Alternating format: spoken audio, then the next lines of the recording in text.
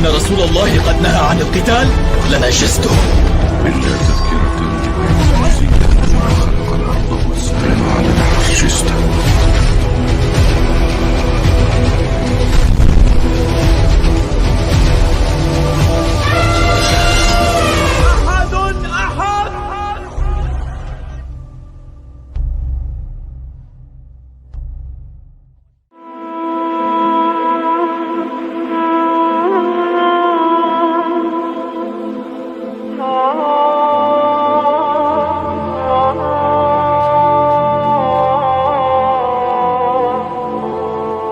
Kita sepekan yang lalu itu sudah membahas tentang sekte-sekte yang sangat berpengaruh, ya, di tengah banyaknya sekte-sekte Yahudi, banyak sekali. Saya periksa di dalam tulisan bukunya Dr. Tariq Az-Zuwaidan itu banyak sekali ternyata sekte-sekte mereka itu, ya. Tapi saya tidak akan anukan semua.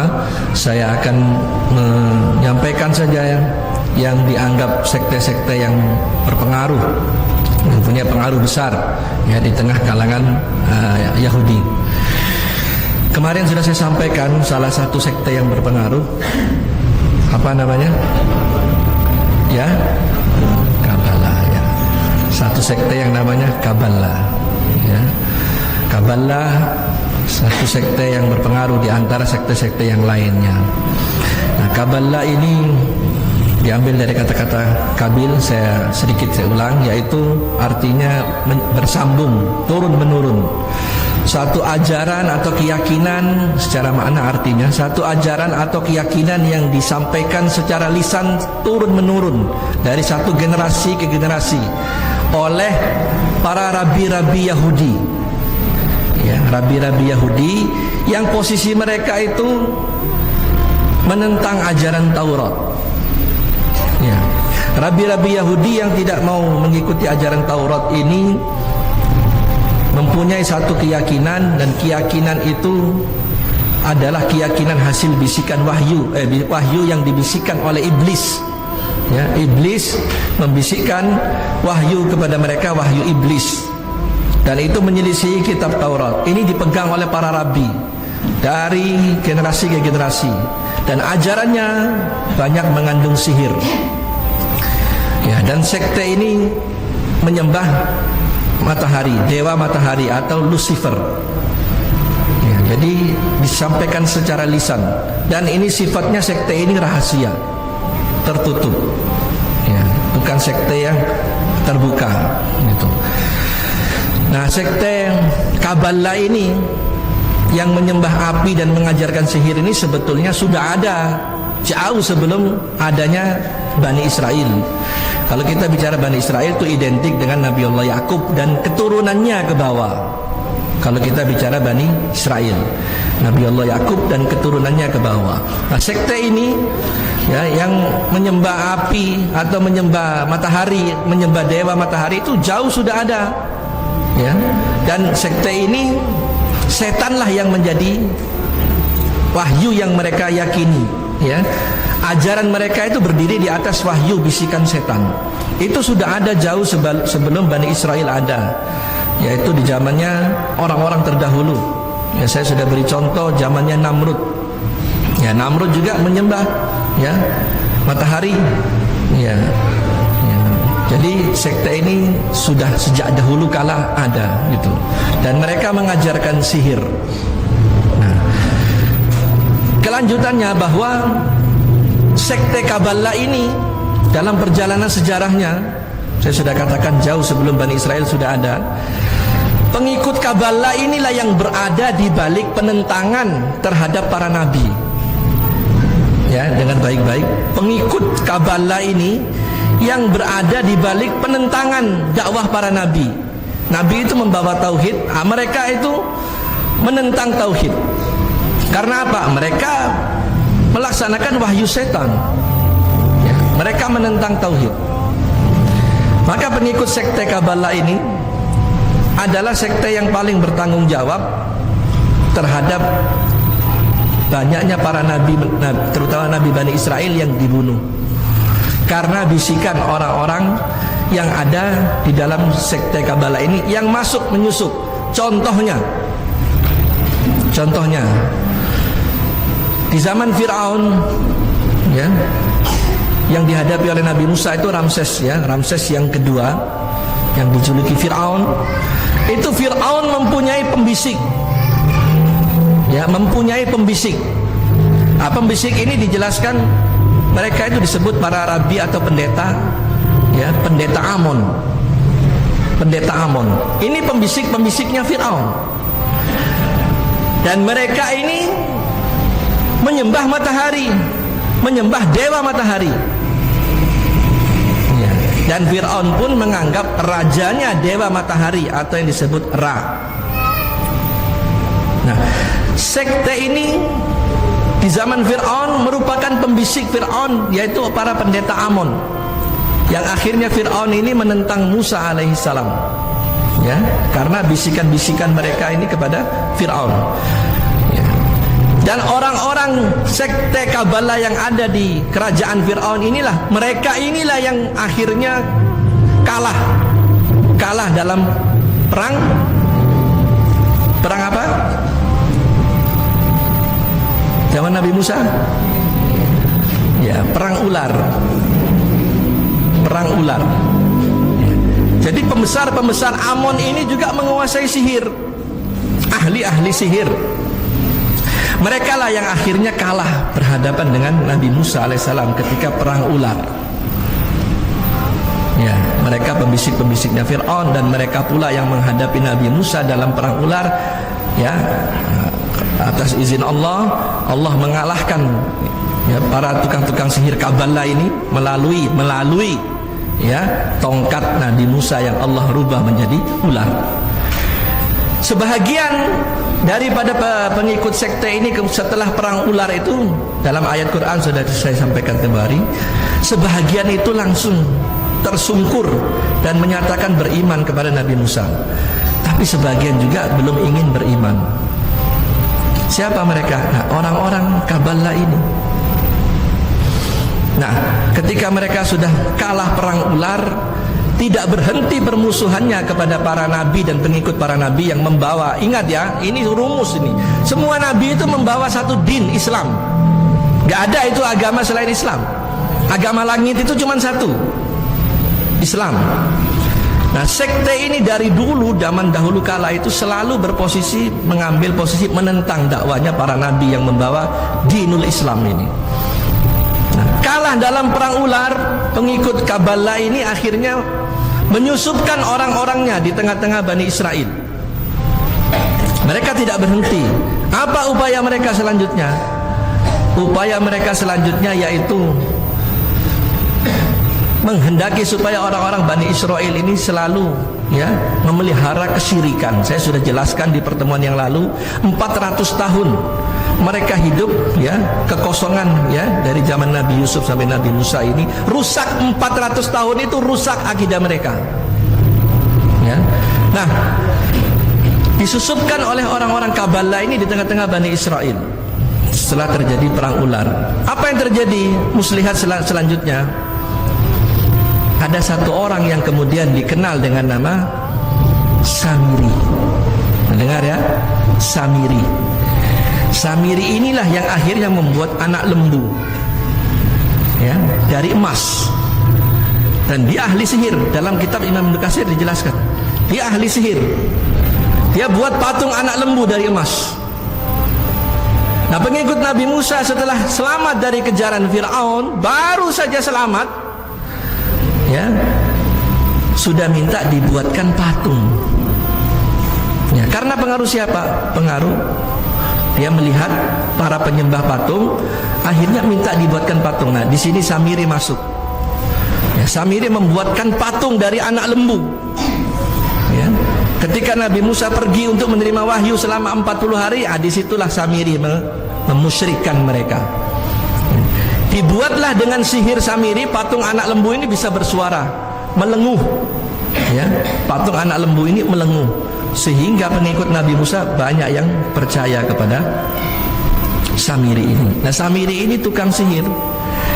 Dari mana mereka? Ya, dari garis ini, ya. dari orang-orang yang secara keturunannya sampai ke atas orang-orang yang penyembah iblis. Jadi saya ulangi, penyembah dewa matahari artinya menyembah matahari. Jadi dewa ini titisan Tuhan, Tuhan matahari. Penyembah dewa matahari, penyembah api, itu artinya penyembah iblis, karena iblis tercipta dari api. Ya, Samiri inilah yang menyesatkan orang-orang Bani Israel ketika itu. Nah, itu ini sekte Kabbalah. Terus ya, setiap nabi yang ada yang datang itu mesti mereka berusaha untuk melawan ya, dengan ajaran-ajaran sesatnya yang berasal dari bisikan dari para iblis.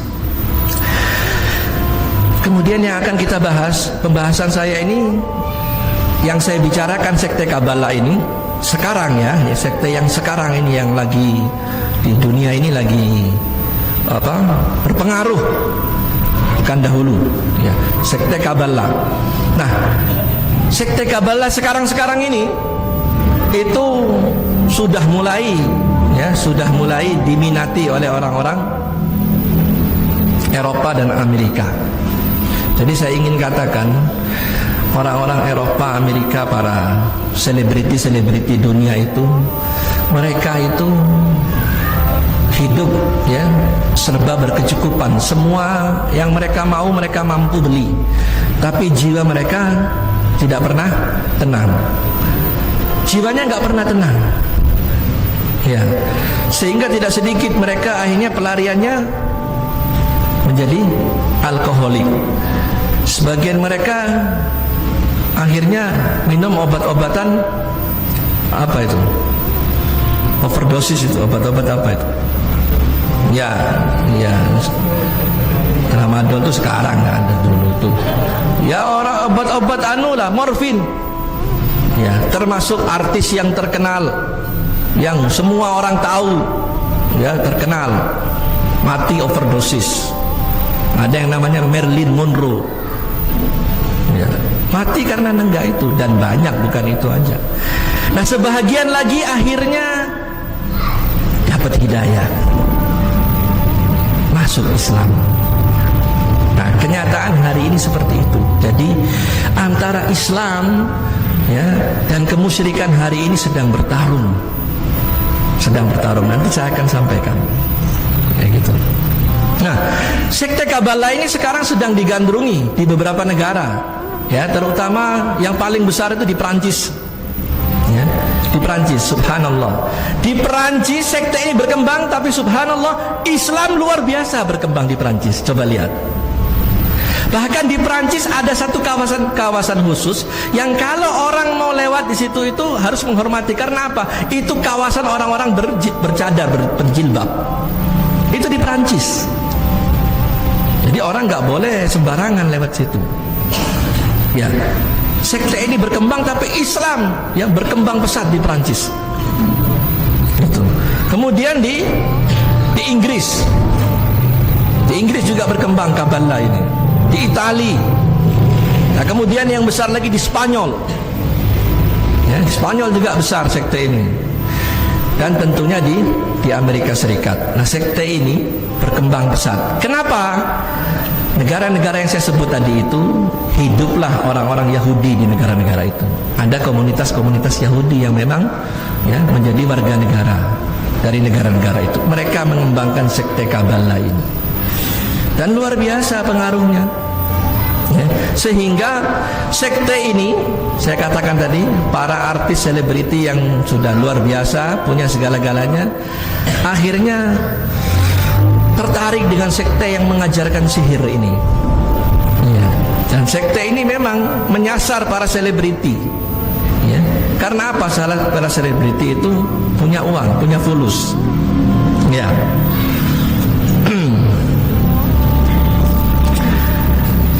Ada beberapa artis yang kemudian menjadi, ini artis-artis ini direkrut oleh para pendeta Kabbalah, kaum Kabbalis ya, kaum Kabbalis, untuk menjadi pengikutnya. Padahal mereka bukan orang Yahudi ya, mereka bukan dari darah keturunan Yahudi. Direkrut oleh mereka karena apa? Mereka punya fulus ya. Siapa di antaranya?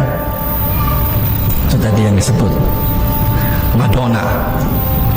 Ya, Madonna. Kenal Madonna? Tahu ya? Nah, tahu. Madonna. Ya. Madonna. Demi Moore. Kenal? Haji Anwar kenal? Nggak kenal ya. Madonna, Demi Moore, Britney Spears, Paris Hilton. Ya, ini orang-orang hebat, orang-orang mandi uang ini, tidur di atas uang. Naomi Campbell. Satu lagi yang dikenal oleh seluruh anak muda yang hobi bola. Siapa dia? David Beckham. Dan masih banyak orang-orang top ya yang menjadi pengikut sekte ini. Nah, di sekte ini mereka merasa menemukan ketenangan. Ya, sekte ini mengajarkan mantra-mantra, mengajarkan sihir. Dan yang disembah jelas bisikan iblis. Nah, mereka sebagian lari ke sini, sebagian dapat hidayah masuk Islam. Ya, David Beckham, jadi hati-hati mengidolakan. Ya, terutama anak-anak muda. Ya, anak-anak muda sekarang kan itu saya sudah sampaikan tempo lalu. Sampai rambut-rambutnya diikuti. Rambutnya Madonna, ya. Ada yang namanya Paris Hilton, ya, Demi Moore, ya, Britney Spears, Naomi Campbell itu peragawati paling mahal di dunia itu. Jadi anggota Kabbalah ini kaum Kabbalis. Ya, dan Madonna, kata Dr. Tariq Azwedan, itu menyumbangkan dana ya untuk membuat satu kuil ya di Amerika Serikat, satu sinagog untuk mereka, untuk kaum Kabbalis ini. Dana yang disumbangkan itu 12 juta dolar. 12 juta dolar. Kira-kira berapa 12 juta dolar itu? Siapa yang ahli hitung-hitungan? Sekarang 1 dolar berapa? Berapa? Tempo hari hampir 15 ya. Ya, anggaplah sekarang ini 14.500. Ya. 14.500 dikali 12 juta. Ketemunya saya hitung-hitung ini, saya mau buktikan berapa Madonna nyumbang ini. Ternyata Madonna itu nyumbang 174 miliar. Ini baru dari Madonna, belum dari yang lain. Nah gitu. Nah, mereka tertarik karena apa? Mengajarkan sihir. Mereka merasa tenang dengan ilmu-ilmu sihir. Ya, banyak. Ya. Nah, nama-nama mereka ini sudah tidak asing, sudah dikenal dunia. Ya, nama-nama top semua. Semua orang tahu, terutama anak-anak muda. Mungkin kalau di Bima ini nggak terlalu banyak yang mengenal nama-nama ini, tapi kalau di kota ini sudah jadi idolanya mereka. Sak judul-judul filmnya mereka tahu. Film ini diperankan oleh ini. Judul filmnya ini. Iya benar. Ya. Sampai-sampai nama parfum itu banyak pakai nama mereka. Dari hebatnya coba lihat. Nama mereka dijadikan nama parfum. Britney Spears, ada parfum Britney Spears. Ya, ada nama parfum namanya Paris Hilton. Kalau nggak percaya lihat aja, tanya saja tuh parfum. Ada lagi nama parfum Antonio Banderas. Lain hari saat. Ya, kebetulan saya hobi parfum, jadi saya tahu. Ya, ini nama mereka. Ada parfum namanya Gilo. Glo. Ya, Gilo. Siapa Gilo? Jennifer Lopez. Kenal ente ya? Ini nama-nama mereka. Ya, dijadikan nama parfum dan digandrungi. Artis-artis carinya parfum merek-merek tadi itu. Gilo, Paris Hilton, Britney Spears. Ya. Lain dengan parfumnya aktivis. Parfumnya aktivis Islam, malaikat subuh. Bener nggak? Richard. Ada lagi aroma 1000 bunga. Hajar Aswadul Cendana. Ini parfumnya aktivis. Ini nggak mau artis pakai ini, dia maunya J.Lo, Britney Spears, Paris Hilton, Antonio Banderas. Padahal mereka itu orang-orang. Nah, apa? Nah, ini menunjukkan pengaruh mereka itu sejauh itu, sampai begitu jauh. Sak parfum-parfumnya pakai nama mereka dan digandrungi. Ini yang tidak terasa. Bahkan mereka menguasai dunia perfilman. Ya, nanti saya akan sebutkan di pertemuan sesuai dengan urut-urutan pembahasan di kitab itu, tapi sedikit saja. Dunia perfilman itu dipegang mereka. Mereka mengilustrasikan kekuatan-kekuatan di luar akal manusia, ya, dijadikan dalam bentuk film. Ya, itu kerjanya mereka ini. Ya, di antaranya mereka bikin film. Apa manusia bisa terbang itu? Superman, Spiderman, ya, Batman. Yang nggak bisa terbang siapa? Superman, nggak bisa terbang dia. Ya, itu bikinan mereka semua itu bisa terbang. Orang otaknya diarahkan ke sana, percaya kepada hal-hal supranatural. Jadi pengaruh mereka sampai sejauh itu, ya. Dikuasai otak umat Islam ini, ya. Mereka bikin film Superman dan digandrungi, ya.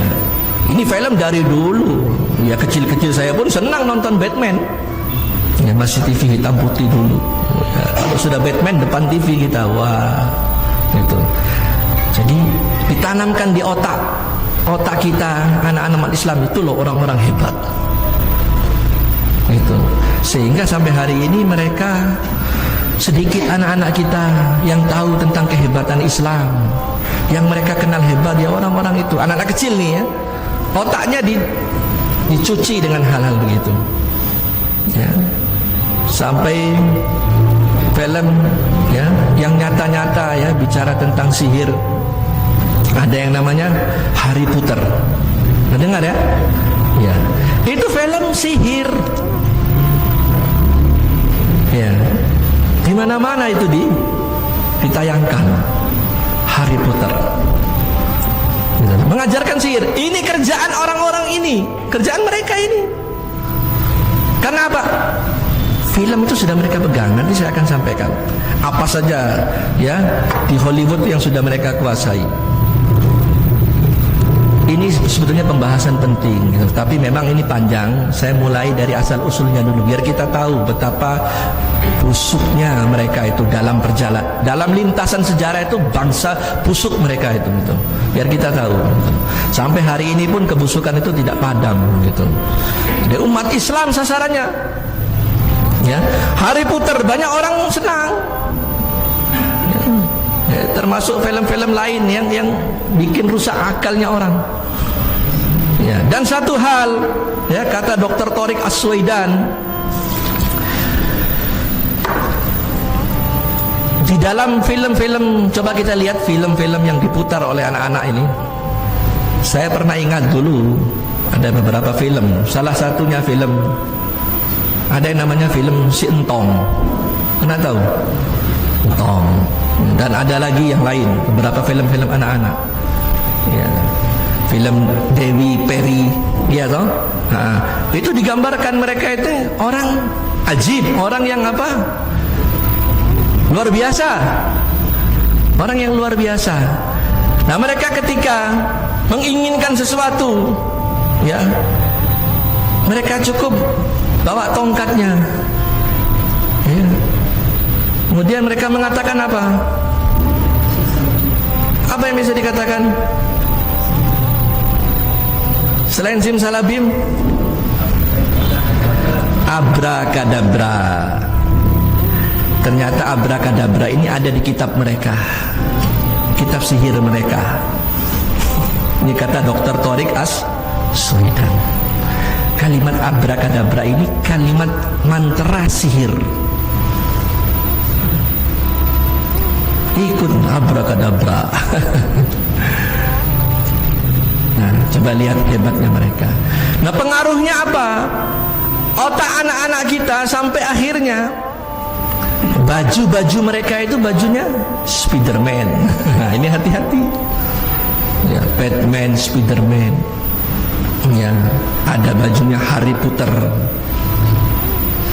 Gitu. Nah, ini racun yang sebetulnya secara halus dihembuskan oleh orang-orang musyrik ini. Ya, siapa di belakang mereka? Yahudi. Maka benar kata Rasulullah SAW, satu hadis sahih diriwayatkan oleh Abu Sa'id Al-Khudri, la tattabi'unna sunanan man kana qablakum shibran bi shibrin zira'an aw zira'in. Ya, kalian nanti akan mengikuti satu bangsa sejengkal demi sejengkal, sehasta demi sehasta. Ya.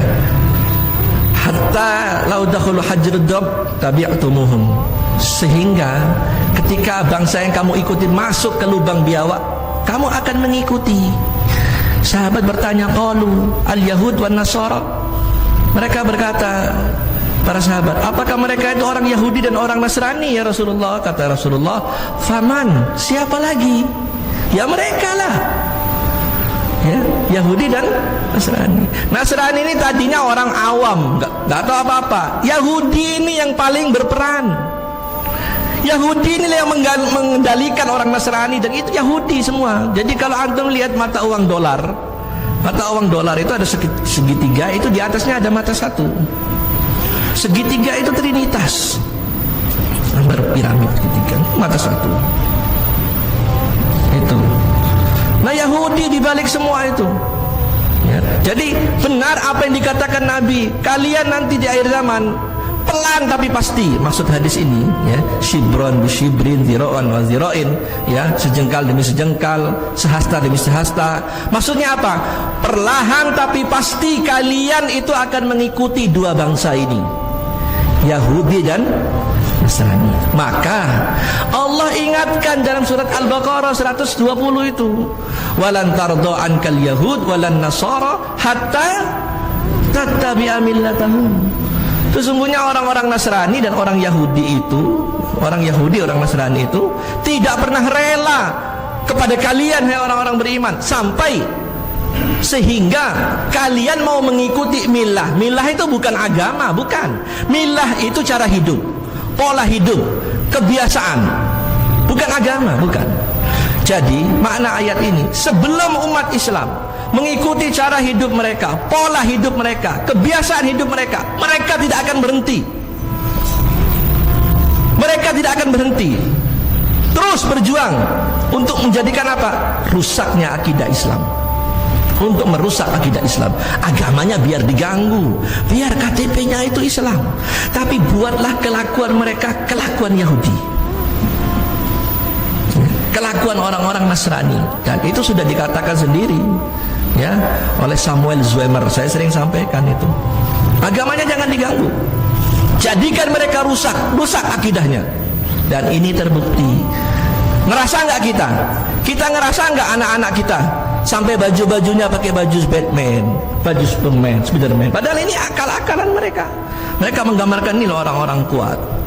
Mereka bikin film. Ya, anak-anak kita senang. Ya kan, memang karena kita nggak tahu. Nah, inilah pentingnya kita sampaikan ini. Ya, jadi mulai dari kecil anak-anak kita dirusak.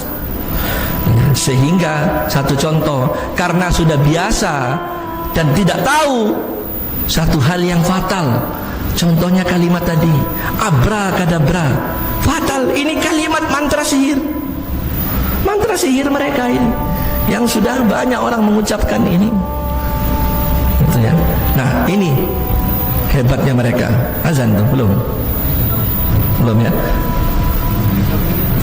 Masih ya? Dikit lagi. Masih.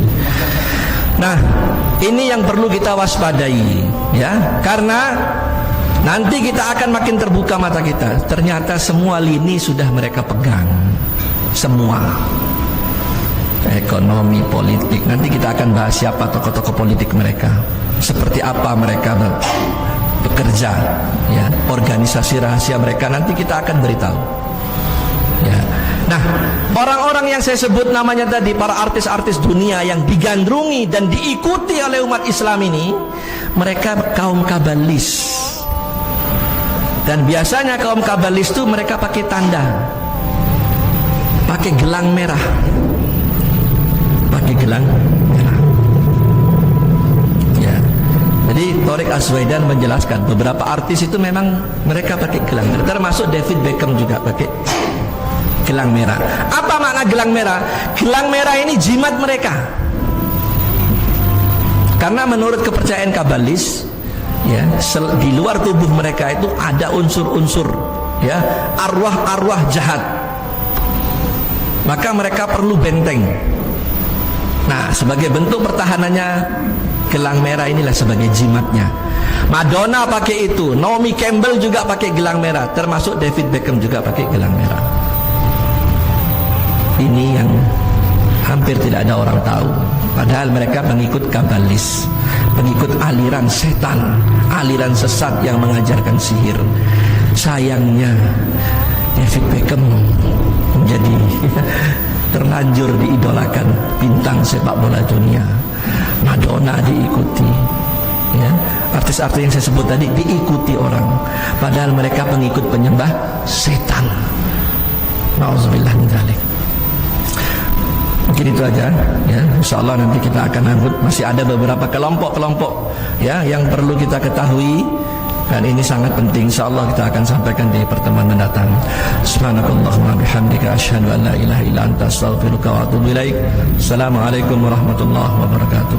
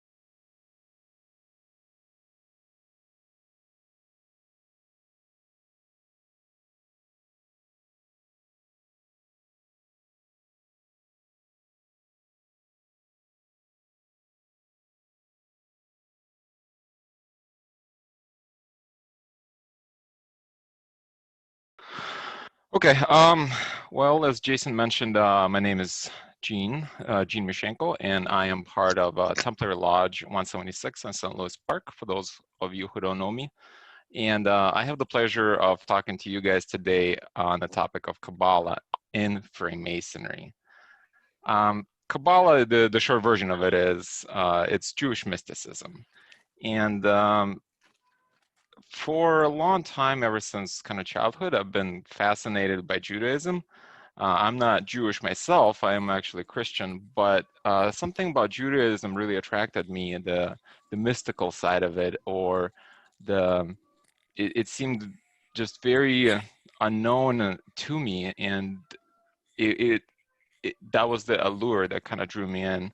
So I started out, one of my friends visiting from Chicago one time who was Jewish, on Yom Kippur, he invited me to go to synagogue with him, and I did, where after which I picked up a flyer for Judaism 101 class, and that was a year-long class that I kind of took, and that led me eventually to Kabbalah, and Kabbalah was eventually what led me to Freemasonry.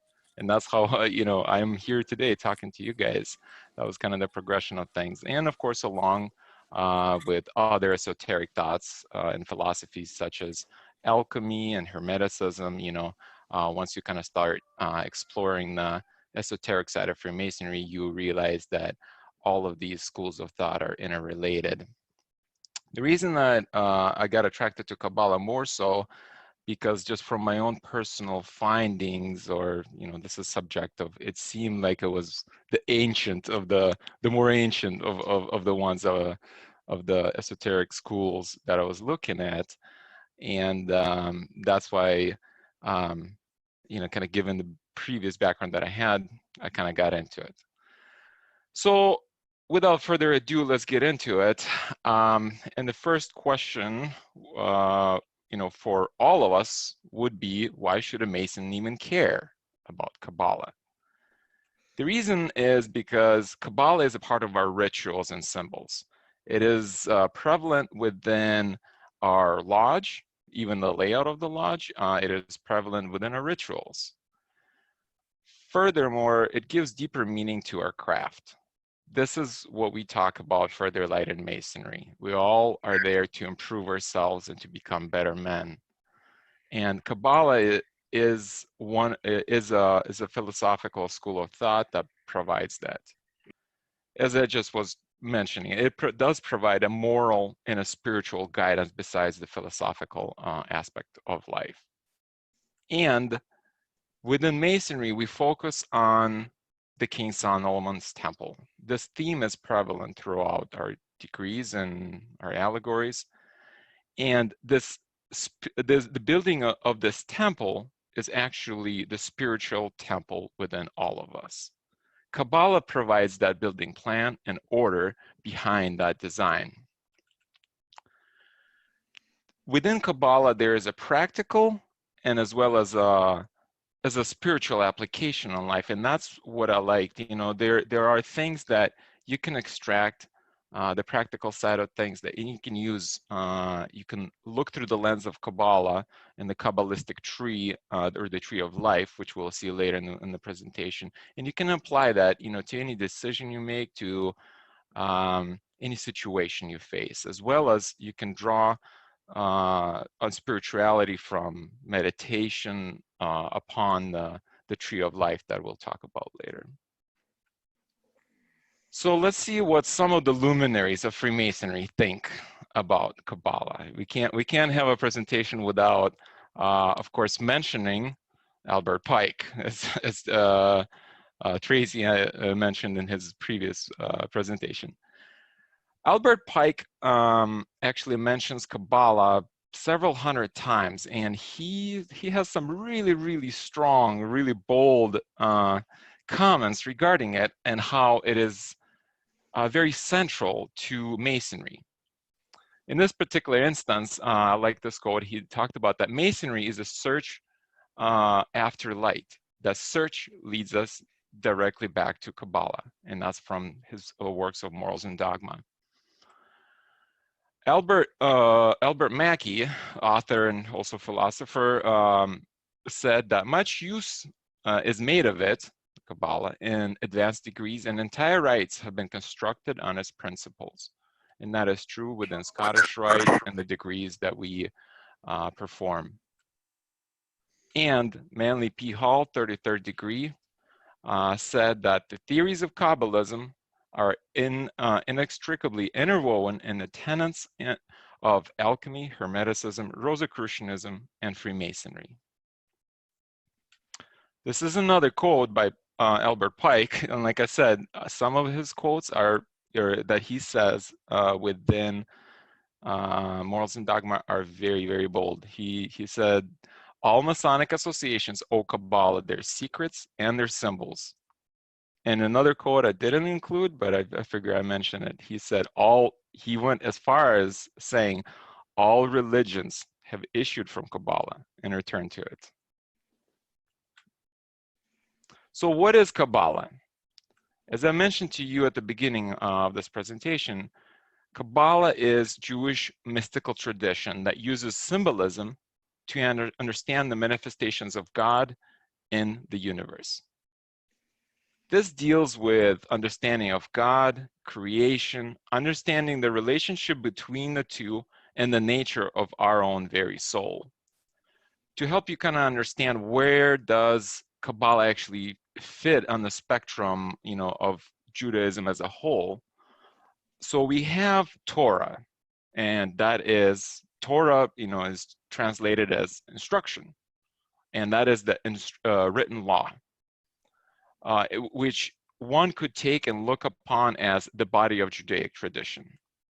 We have the Talmud, which was compiled around 500, the 4th century. And that's the rabbinical interpretations of Torah. And that can be looked upon as the rational soul. And then we have Kabbalah. This is the mystical interpretation, or one could look at it as the immortal soul. The word Kabbalah actually comes from a shorter word, which is Kabbal. Kabbal in Hebrew is to receive. Kabbalah, or Kabbalah, Kabbalah means unwritten, or in other words, oral tradition. So one might be wondering, okay, to receive what? And the answer is both simple and also impossible for a Kabbalist. The greatest joy, according to Kabbalists, and the goal of life is to receive knowledge of God and the guidance for living. So in other words, enlightenment. So as I was mentioning, many of these esoteric philosophies, they're interrelated, and it is because they talk about the same thing at the end of the day. Whether you choose Hermeticism, alchemy, or whether you go, even if you choose Christianity or Judaism or Sufism within Islam or Kabbalah, whatever the case may be, they all are talking about for attaining the knowledge of God, or how to understand God. Some might call it nirvana, some might call it philosopher's stone, some might call it enlightenment, some might call it Merkaba, as you will see later here within the presentation. But they were all talking about the same thing. And finally, this is a very important piece in the practical application of Kabbalah to a Kabbalist within his life. The Kabbalists want to be aware of God at all times, because God is at the center of our existence. What I mean by that is the Kabbalist comes in with an intention from the moment he wakes up. And what I mean by intention, it is the intention to honor God. This is if we look at on the next slide, this is doing everything in your daily life, from the most mundane and routine aspects of your life, from starting the morning by brushing your teeth, and doing that with an intention to honor God. One might wonder, how the heck do you really do that? What does that really mean? And some of it is more complex than it's harder than in others. But What the Kabbalists are really talking about is doing this through blessing and doing this through gratitude. This is praising God in everything that we do, and to be thankful for what we have and for what we're able to do. So for example, we say a blessing. This is the same thing in Christian traditions as in Judaic traditions, saying a blessing before the meal.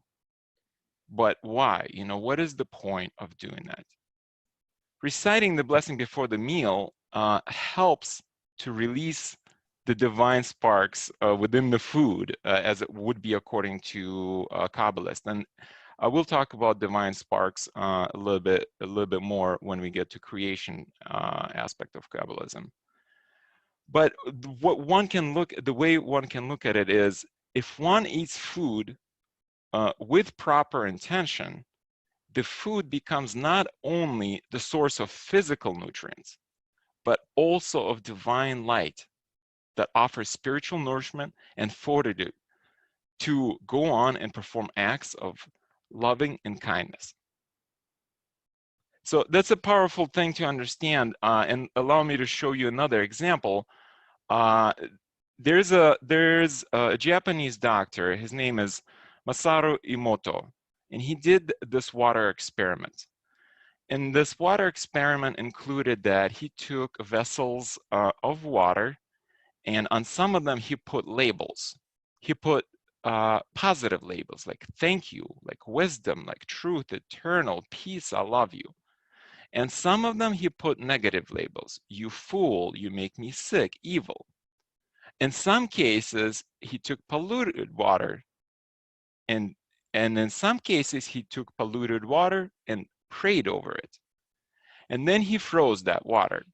And what's interesting was the results that came out afterwards. In the vessels that contained water where there were positive labels or positive words said over them, the snowflakes that formed, as you can see from this example that I'm showing you, were orderly, structured, versus the ones where negativity was around that vessel of water. The snowflakes were deformed.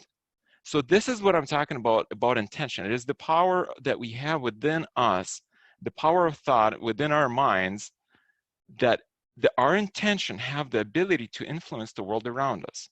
That's why I actually, after researching this, I started actually praying before my food, and I say something very simple like, God, thank you for the nourishment, you know, I'm about to receive, you know, and thank you for the plants and the animals and mushrooms and fungi and fish. Something very simple, but I do believe and am of the opinion that positively kind of charging, you know, myself and the food I'm about to receive will help it nourish me better and beyond the physical aspect. And so that is what I mean, and that is what the Kabbalists mean by intentions within Kabbalah.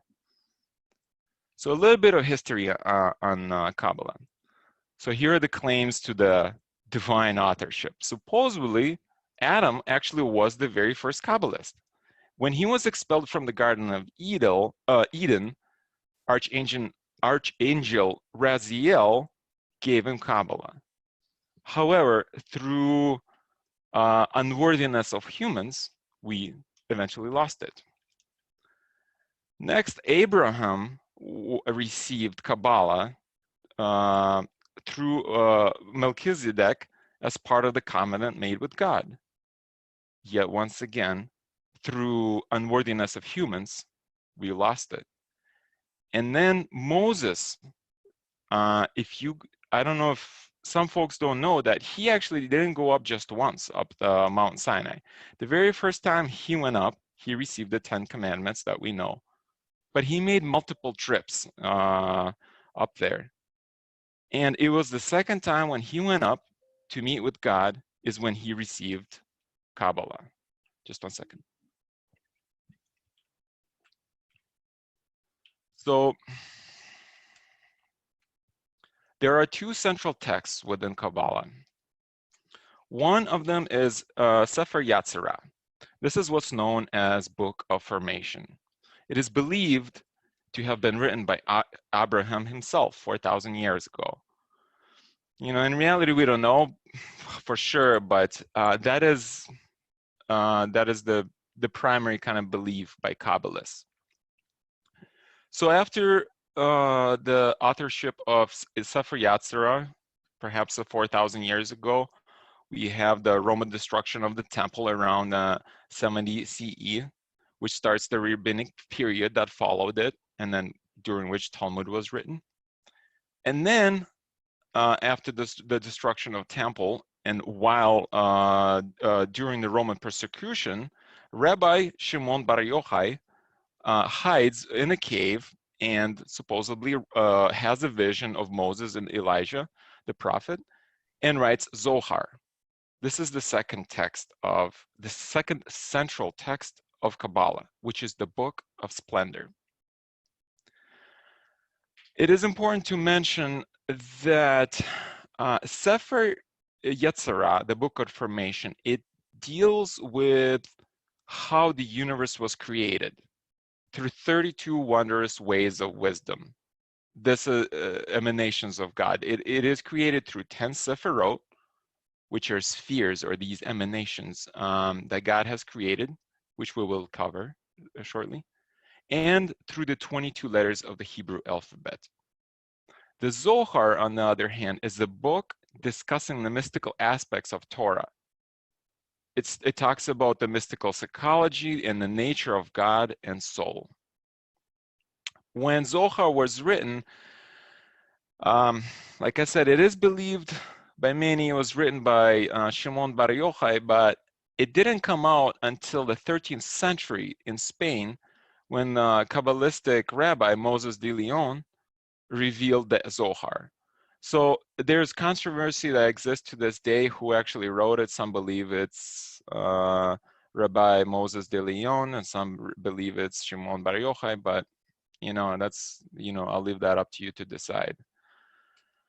And for us as Masons, through my own research and the sources that I read, there is the evidence suggests that Kabbalistic symbolism was adopted by operative Masons, by actual stonemasons, long before the actual emergence of speculative Freemasonry in 1717.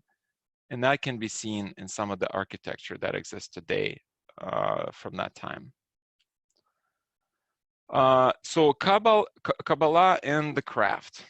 As I mentioned to you before, you know, for us within the craft, King Solomon and building of temple are the central themes. This relates to beauty, symmetry, and sacred geometry of the universe. This is the macrocosm. And then we have us and our soul. That's the microcosm. Tracy did a fantastic job when he covered last week the Hermetic principle, and this concept of macrocosm and microcosm was explained in the second principle of Hermeticism, which is as above, so below, as below, so above. And we hear that in Freemasonry all the time. Meaning, and he also gave a very excellent example that it is amazing that some of these esoteric philosophies can match with what we are finding in science. When you take, as he mentioned last time, when you take the microscope and you start looking under the microscope, you start seeing these patterns, these fractals, these spirals, right? And it is the same patterns and fractals you see when you pick up a telescope and you look out beyond the beyond the sky into the heavens, and you see spirals or galaxies. It is absolutely amazing, but that is exactly what this is, what we mean, but we talk about macrocosm and microcosm and their relationship between one another. And we also, within Masonry, talk about building our own temple to be the residence of God. This is uniting that macrocosm with our microcosm. To a Kabbalist, the body was seen as a living book of nature, containing the fixed and the flawless of divinity.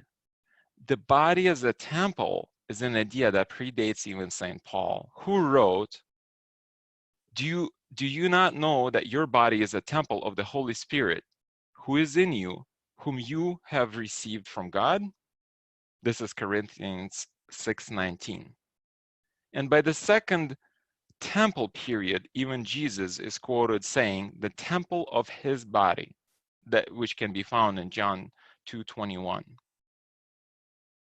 So the Kabbalists believe that the Temple of Solomon is indeed a representation of the universe around us and ourselves.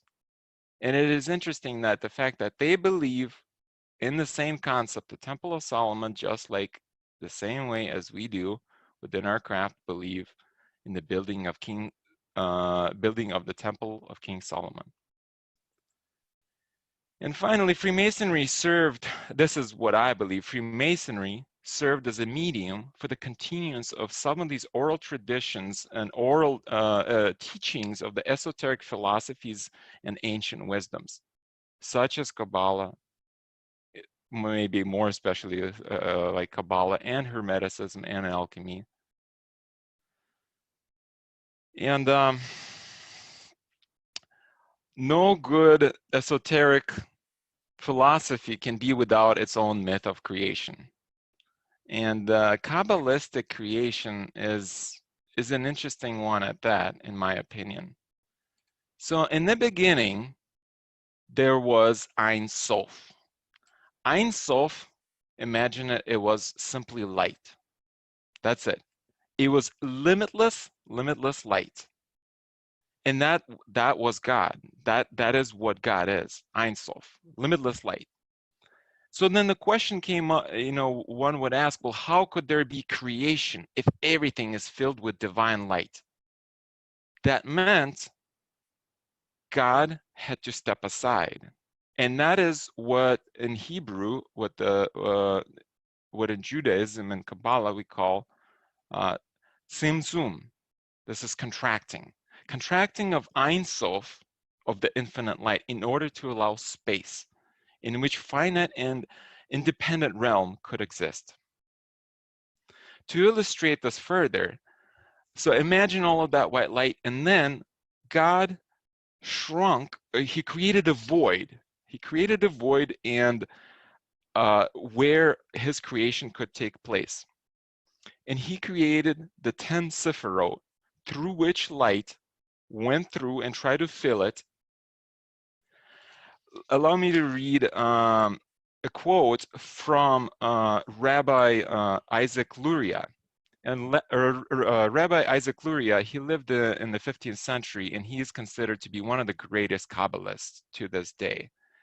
The Kabbalah that we study today is actually based on his teachings. It's called Luriaric Kabbalah. And his interpretation of creation was, prior to creation, there was only the infinite, or Ein Sof, filling all existence. When it arose in God's will to create the world and emanated, he contracted. He contracted himself in the point at the center. So God shrunk to an infinitely singular point in the very center, in the very center of his light. He restricted that light, distancing it into sides surrounding the central point, so that there remained a void, a hollow, empty space, away from the central point. After this, tzimtzum, after this contraction, he drew down from the Ein Sof into a single straight line of light from his light surrounding the void. And this you can see in this illustration. God created the void, he shrunk, contracted to the center, created the 10 emanating spheres, and then a beam of light came down to the central point of it. So in the space of that void, he emanated, created, formed, and made all worlds. The next main concept within the creation, Kabbalistic creation, is Shavura. And this means shattering of the vessels.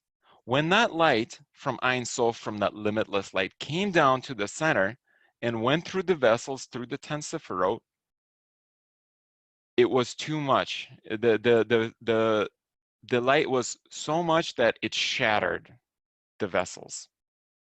These vessels were the attributes of God, as we will talk about shortly. And when they shattered, it created holy sparks of broken vessels, which fell down into the void. And that is what formed souls and objects of our world. So the final aspect, then, the reason we were created, according to Kabbalistic creation, is it is our task to repair the world by gathering and restoring the divine sparks from these broken shards. What I mean by that, repairing the world, what it means to a Jewish person, or especially a Kabbalist, is you accomplish these goals by prayer, worship, and you do it by performance of mitzvot. Mitzvot are the 613 kind of commandments within Judaism, you know, thou shalt not eat pork or cleft foot animal or shellfish, you know, that type of stuff. Those are all mitzvot. So essentially, one could look at it by doing good deeds in the world. That is the way how we worship God and how we repair this world, by gathering and restoring, and we send these divine sparks back up to Ein Sof. It is a way for us to redeem our souls, or to allow us to purify our souls. And we're given in Kabbalism, you have the concept of reincarnation. You're given lifetime after lifetime, so you can continue to collect these sparks to continue to purify yourself. So what you saw on the previous page is actually one way to look at what the Kabbalists call the tree of life. And this particular representation is something most of you might be already familiar with. This is the Lurianic representation of the tree of life. So this diagram essentially represents the actual attributes of God, as Kabbalists believe. These are different. The spheres are called Sephirot, and they're emanations of God. At the top, we have Keter, which is crown, and then into which the limitless light flowed in, the Ein Sof. From there, it went to the right, to wisdom, which is Chokhmah, which is the masculine side of the tree. From there, it went to the left, to Bina, understanding, which is the feminine side. And then next we have kindness, which is Hesed, which went to judgment, Gevurah, which went to beauty, which is Tiferet, which then flowed into victory, which is Netzah, which then flowed into glory, which is Hod, then flowing into foundation, which is Yesod, and finally at the very bottom, this is us. This is the kingdom, also known as Malkut. In the longer version of this presentation, I actually go through the explanations of what they actually mean. But I will tell you, the further up you go, the more kind of vague it becomes. The further down you go, the more kind of specific, the more understanding to us it becomes. Look at it, look at this tree and at these Sephirot in this fashion. It's broken up into kind of 3 pillars, which we'll talk about in just a second as well. But imagine everything on the right. This is kind of raw energy, right?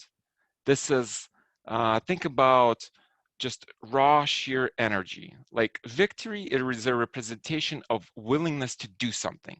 This is you wanting, like when you get up in the morning, you make your to-do list, you're excited, you want to go there. This is a painter who wants to paint the painting, and he's excited and he starts doing it, right? The glory is to the left. When you're done painting, this is the painter stepping back and admiring the beauty of it. Or imagine kindness, Hesed. This is the lovingness, right? You can be so loving, but is lovingness has to go in a pair with the opposite of it, judgment. Imagine, the example I can give you is, imagine if a parent is overly loving. The parent allows the kid to do anything he wants. The kid wants a cookie, sure, you can have a cookie. You want sugar, sure, you can have as much sugar. But in the end, too much love can be a bad thing because you have to have rules. Too much sugar is a bad thing. You can have a cookie, but you can't have a whole package, right? That's judgment. So on the left, you have the energy. On the, I'm sorry, on the right, you have the energy. On the left, imagine you have the container to contain that energy, to give it some parameters, to give it definition. Raw energy on the right doesn't have definition. It's just like, imagine like you go, like it's like you go forward. The Sephirot on the left is what give you the direction. And the ones in the middle is the balance. That's the harmony. So what is it? What is this tree really? This is essentially the blueprint of the universe, as I mentioned, the macrocosm and your soul, the microcosm. This 10 Sephirot, which we talked about, I already explained, these are the divine emanations of God's attribute, the channels of creation, and the archetypes of existence. And we have 22 paths of correspondence that connect them. These are interrelated correspondences that connect all of these Sephirot. And at the very top, what flows in is the Ein Sof, the pure divine light. This is God prior to any self-manifestation. So in summary, the first three Sephirot, think of it like this, and when applying to your daily life. The first three Sephirot, what they really talk about, this is your idea manifesting in your head, right? Nothing has happened yet, an idea is just coming around in your head.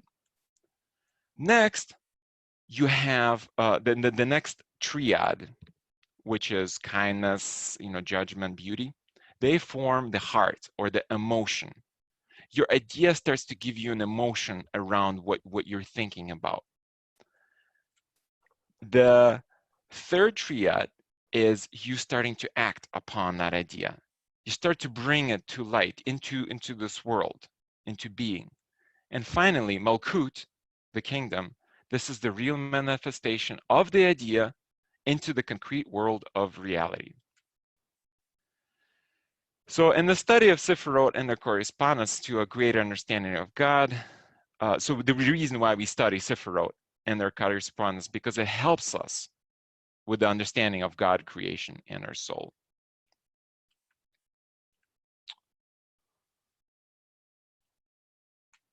I've talked to you guys, so as we already looked at the tree of life, you can't help but notice that there are three pillars.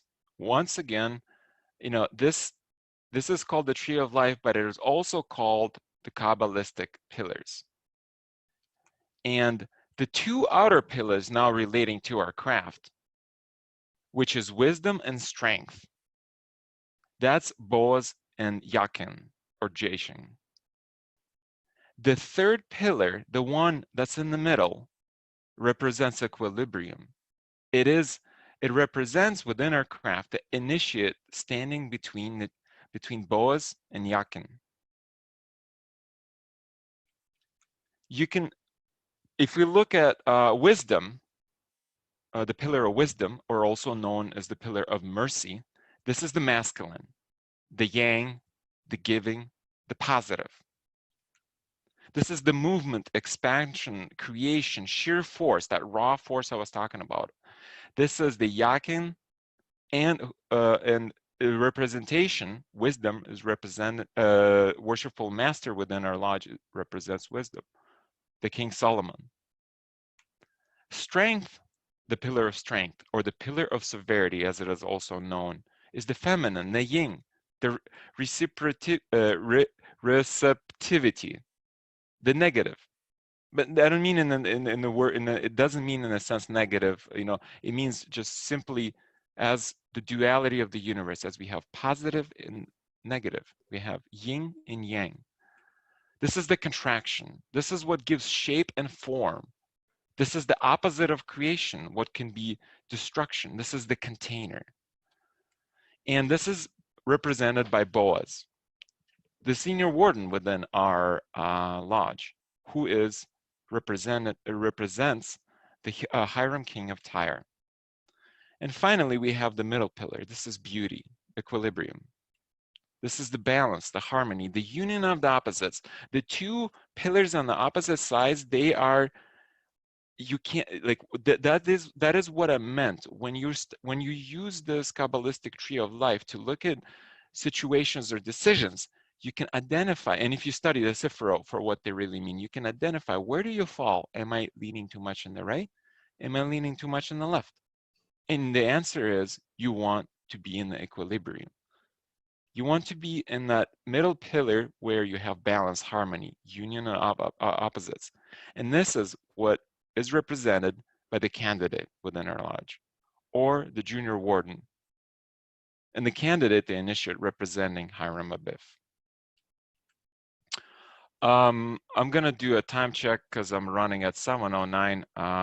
Do you guys want me to speed up? Because I can skip the next. You can keep going, don't worry. Okay. The other main concept that I will cover, and we will be wrapping up, are the four worlds. So as just a second ago, we looked at the Kabbalistic tree in a pillar form, which was vertical. We can now look at the Kabbalistic tree in the horizontal form, and you will see that it can be broken up into 4 different worlds. These 4 different worlds also can be referred to as Jacob's ladder, the rungs on the Jacob's ladder. This is the representation of the initiate going through the phases of initiation within through the degrees. So the 4 worlds denote the concept of emanation, of the creative life force from Ein Sof through the progressive planes of being. Like I said, the ones at the top, Absolute, or emanation, is probably to us the most vague. And then you start defining more and more and more as you go down. You have creation, Bria, you have formation, Yetzirah, and you have Isaiah, which is action. Oops. The tree of life is, as I mentioned, is referred to also as Jacob's ladder. And for us at the Masonic level, this represents the various levels of awareness and consciousness that the candidate is taken through, with the candidate being taken through at the bottom through action, Isaiah, which is the material world. That's the entered apprentice. Going to the mental plane, which is fellowcraft, the formation, which then goes to spiritual plane, creation, which this is the master mason. And the final, or the ineffable, the unattainable one, is the divine plane. This is us going through our Masonic journey to try to achieve that which Kabbalists call the knowledge of God, which is the greatest pleasure, according to a Kabbalist, that one could have in life, or enlightenment, in other words. So the 4 worlds, Absolute, on this level, and I will promise I will go really quick through this. So Absolute is on this level. This is the light of Ein Sof is still united with the source. So this is so close to God that there's no good, there's no evil at this level. The souls in divine creation cannot sense their own existence. So our own soul, is the result of the Ein Sof, the light, coming through these emanations and eventually falling on our plane, right? But at this level, so what I'm trying to say is we are part of God. Our soul, that spark, is part of God. It is that spark that we hope to one day reclaim, up to Ein Sof. But at that level, at the Ein Sof level, or at the crown, triad. The soul doesn't, there's no, they exist as one, the soul and the divine. And as I mentioned below, all is united as one. This is unity. The way to imagine this, as I mentioned to you guys, this is the initial flash of inspiration. Just a concept. You don't even know what you don't know the details. You like, this is just a brief inspiration. You want to do something, like you have an inspiration to paint a picture, to pick up the instruments and make something out of wood, right? To create something. This is that initial flash. You don't even know how you're going to do it just yet. Then you have, so this is going down, and in these worlds, going down to the next plane, which is Bria. This is creating something out of nothing. This is the first concept of creation, but yet without shape or form, but creation starts to have a sense of its own existence, meaning separate from God. This is creation of the soul and the highest angels. And the way to imagine this for us, this is broadening the concepts. You start developing the concept, the details, okay, you start to understand how you can do this. You start perhaps, visualizing it at this point. And then you move to Yetzirah, formation. Yetzirah is this plane deals with created being assumed into shape. Emotional attachment to the project forms. This is devotion of the soul and angels to God through divine emotion. Creation begins to sense their distance from Bria. We start to realize that we're distancing from the upper plane. The way for us to understand this is emotional involvement in the drawing of actual plans. You're excited about this project, you take pen and paper, you start doodling, you start maybe making a list. It starts coming to fruition and more details start to come. And then finally, Isaiah, this is doing things on the physical plane, the pedal to the metal, so to say. This is you pick up that hammer, you pick up that paintbrush, whatever the case is, and you start acting upon it. This is level of survival where being interacts with the environment. This is how the individual uses material world determines good and evil. Nothing is permanent on this level. Everything is temporary. Everything has a beginning and everything has an end. And like I said, the way for us to imagine this is construction, building, completion of the project and the start of the finite existence. So there's an interesting concept within the Kabbalistic tree, and now I will relate this to Scottish Rite though as well. So we have the 10 Sephirot, right? The 10 spheres, the 10 emanations, the 10 attributes of God, and we have 22 paths, which can be labeled as 22 Hebrew letters. Together, they make up 32. And that's how many degrees we have within Scottish Rite. But yet, there's a hidden Sephirot, which is called Da'at. And Da'at means knowledge. Da'at is in the location of the mystical state where all 10 Sephirot on the tree of life are united as one. So properly, Da'at is not really a Sephirah, but rather it is all Sephirot united as one. Nevertheless, sometimes Da'at is counted or considered as a Sephirah instead of Keter, because Keter is the crown one is so unknown. And it is the reflection of the infinity of Keter. So this, like I said, matches the Scottish Rite 32 degrees, and we have an honorary 33rd degree, which is the representation of one's illumination, enlightenment within Freemasonry. So that's why we get the 32 degrees, and then through the study of Freemasonry, and our participation within it, 33rd degree is the representation of Da'at. It is the representation of attainment of knowledge. So as you guys go through the, I'm assuming, you know, if everyone has gone through Scottish Rite or if you're about to go through it, you will receive this ring. And it's interesting to know within Judaism, there is a name for God. It is written in Hebrew in the upper right corner. And Hebrew, as most of you know, is read from left to right. And the letters are Yod, He, Vav, He, which is the holy of holy names. It is not pronounced by Jews even. For us, it is known as Yahovah. We also call God, this is God's name, Yahweh. The true pronunciation, though, was lost in the Torah.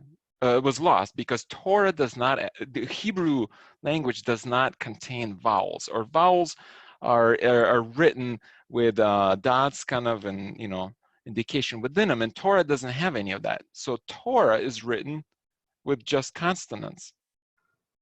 And as a result, we don't know 100% the true name of God, how this pronunciation would have been.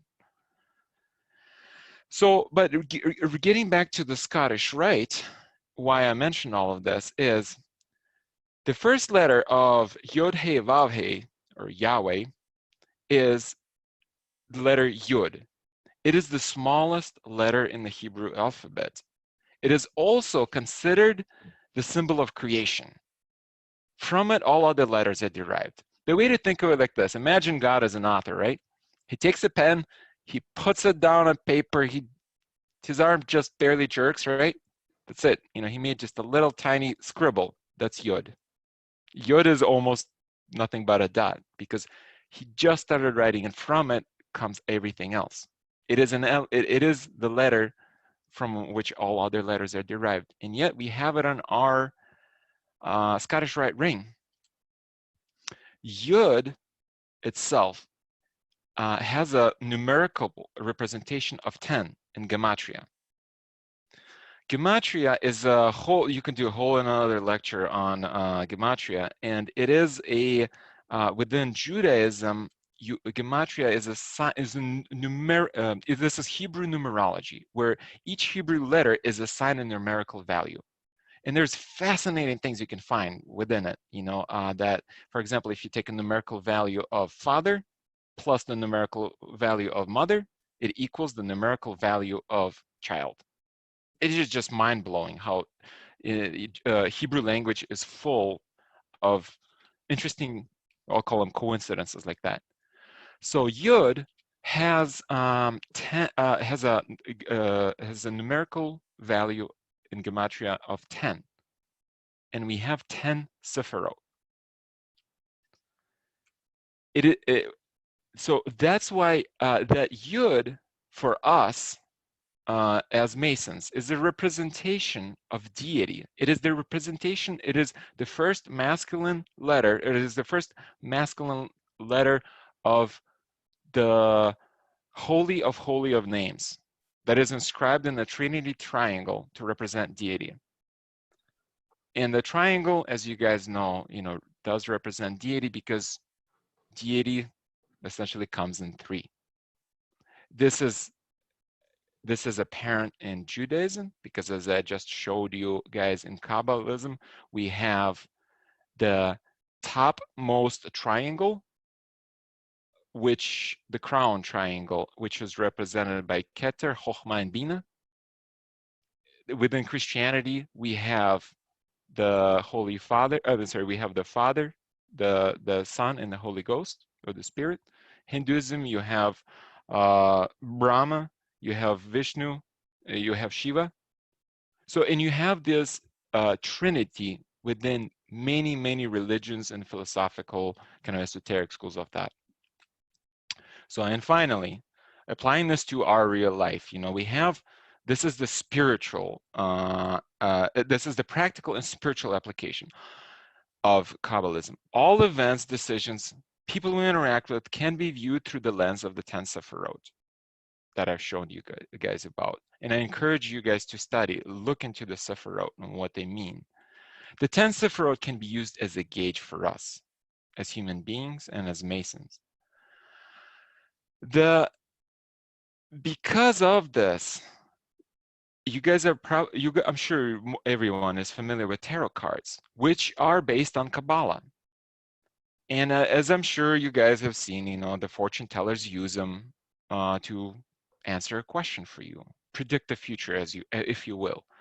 But what the tarot cards really are, and by the way, are modern day common cards that we play with, they're based on tarot cards, which is based on Kabbalah.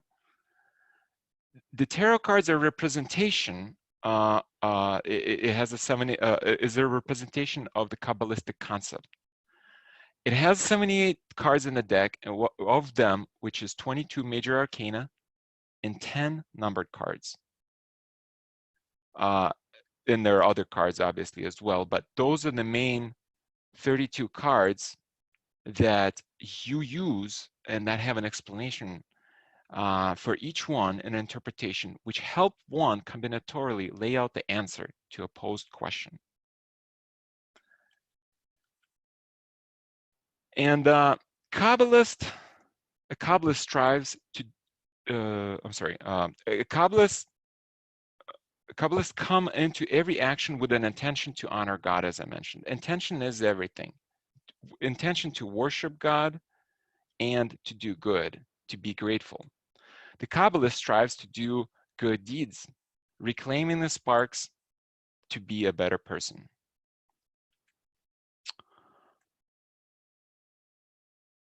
And finally, the mystical aspect.